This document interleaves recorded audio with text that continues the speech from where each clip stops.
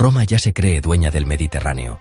Ha vencido a Cartago, ha castigado Macedonia, y en Hispania empieza a comportarse como si todo estuviera decidido. Pero en el oeste de la península, en las tierras ásperas de los lusitanos, un mosaico de comunidades del área que hoy asociamos sobre todo con Portugal y zonas vecinas del occidente peninsular, aparece un jefe inesperado. No es un rey con corona ni un general con legiones. Las fuentes lo recuerdan como un hombre de origen humilde, un pastor que acaba convertido en guerrero y finalmente en líder. Se llama Viriato. Y durante años va a convertir la guerra en Hispania en una pesadilla, emboscadas, golpes rápidos, retiradas imposibles, hasta obligar a Roma a hacer algo rarísimo para su orgullo, negociar. Y cuando Roma por fin cree que lo ha resuelto, la historia se vuelve más oscura, porque la caída de Viriato no llega en una gran batalla, llega de noche. Para entender a Viriato, hay que entender el terreno humano y moral. Los lusitanos son un conjunto de pueblos del occidente ibérico que resisten la penetración romana en el siglo II a.C. No son un estado centralizado como Roma, y eso para los romanos es desconcertante. Puedes vencer una partida, y al mes siguiente, la guerra vuelve a empezar en otra sierra. Pero el punto de ignición no es solo militar, es de confianza. En el año 150, el gobernador romano Servio Sulpicio Galba ofrece acuerdos y reasentamientos. Y, cuando los lusitanos se entregan confiados, llega la matanza y la venta como esclavos. Ese episodio marca a fuego la relación. Desde entonces, para muchos en el oeste, Roma ya no es poder, es traición. De esa herida sale el liderazgo de Viriato. Y aquí está su primera genialidad. Entiende que no puede derrotar a Roma a la romana. Si acepta una batalla frontal, pierde. Así que cambia el tablero. Movilidad, conocimiento del terreno, golpes selectivos. Roma cree que bastará con mandar otro comandante y dar un escarmiento. Y entonces Viriato les va a enseñar qué pasa cuando persigues a un enemigo que decide cuándo y dónde existe la guerra.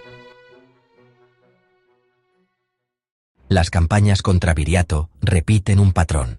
Los romanos intentan perseguir, y Viriato convierte esa persecución en un arma contra ellos. Finge retiradas, atrae destacamentos, separa unidades. Y cuando Roma se estira demasiado, golpea donde más duele. En un episodio emblemático, Viriato simula huir. Un mando romano envía varios miles tras él, y esa columna acaba destruida casi por completo. Esto no es solo una victoria, es un mensaje psicológico. La República se alimenta de prestigio, de campañas cerradas, de triunfos.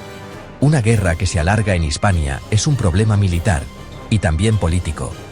Y a medida que Viriato gana, no lucha solo. Articula alianzas, suma apoyos y logra lo más difícil: que una resistencia dispersa empiece a girar alrededor de un liderazgo común. Roma responde mandando mandos de más peso. Uno de los nombres clave es Quinto Fabio Máximo Serviliano.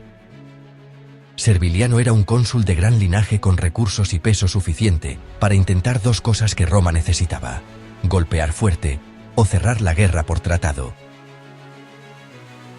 Tras campañas duras, avances y retrocesos, llega un momento decisivo.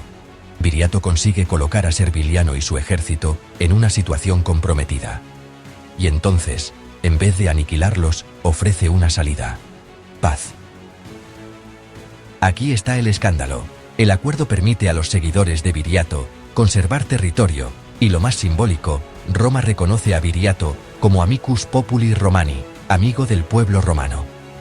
Eso no es un detalle bonito, es un reconocimiento formal que en la práctica lo eleva a interlocutor válido. Pero esa paz tiene un enemigo, no en Lusitania, en Roma. Porque para muchos senadores y generales, firmar así no es prudencia, es humillación. Y el siguiente comandante romano llegará con una misión silenciosa: deshacer el pacto sin parecer el culpable. Entra en escena Quinto Servilio Cepión, un consular con mando legal y peso político, útil para dar la vuelta al resultado que Roma consideraba inaceptable, y con respaldo para rematar una guerra que estaba desgastando a la República. Cepión considera el tratado indigno y presiona para reabrir hostilidades. En algunas lecturas antiguas, incluso obtiene permiso para hostigar discretamente antes de la ruptura abierta. Una forma de vaciar el acuerdo sin admitirlo de frente. Y así la guerra se reanuda. Viriato, que había buscado una salida estable, vuelve al ciclo de campañas, golpes y repliegues. Pero ahora Roma empieza a entender una verdad incómoda. Mientras Viriato esté vivo, la guerra no termina.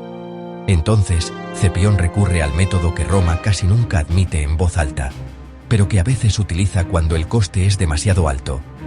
Matar al problema en su origen, no en el campo. Viriato entiende algo que Roma también empieza a comprender. Esta guerra ya no se gana solo con lanzas, se gana con paciencia o con veneno.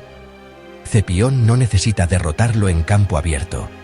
Necesita separarlo de lo que lo hace invencible, la confianza de los suyos. Por eso, cuando Viriato envía a 3 hombres de su círculo más cercano para negociar, emisarios que no son simples mensajeros, sino gente que ha compartido campaña y peligro con él, Cepión los recibe con calma, los escucha y les pinta una paz posible, pero cuando ya están dentro, cambia el tono. No les ofrece un tratado, les ofrece un precio. Los hombres regresan al campamento lusitano como si nada. Hablan con Viriato, le siembran una mínima esperanza, y esa noche, cuando todo duerme, entran en su tienda. No es un legionario quien lo mata, es su propio círculo. Al amanecer, la guerra ha cambiado, la resistencia pierde a su eje, y entonces nace la frase que lo maquilla todo. Roma no paga traidores. Pero el final ya está escrito. Roma no lo derrotó en campo abierto, lo compró. El resultado práctico, sin embargo, es brutalmente claro. Viriato desaparece, y con él se resquebraja el eje de la resistencia. Tras su muerte, los lusitanos continúan un tiempo, pero la guerra pierde coherencia, y Roma logra reconducir el control. Lo que deja Viriato es una lección incómoda para la República. Su expansión no se sostiene solo con legiones, también depende de prestigio, de acuerdos, de la idea de que Roma cumple, y, cuando eso se rompe, la guerra se vuelve interminable. Viriato obligó a Roma a negociar, y Roma, para terminar la guerra, eligió una salida que su propia propaganda intenta maquillar. Porque al final, la pregunta no es solo ¿quién ganó? La pregunta es ¿qué le cuesta a Roma ganar así? ¿Y cuántas veces más podrá pagarlo antes de que el precio sea su propia estabilidad? Si esta historia te ha atrapado, suscríbete a Crónicas de la República y activa la campana. Porque aquí no contamos batallas sueltas, contamos cómo Roma gana y qué precio paga por ganar.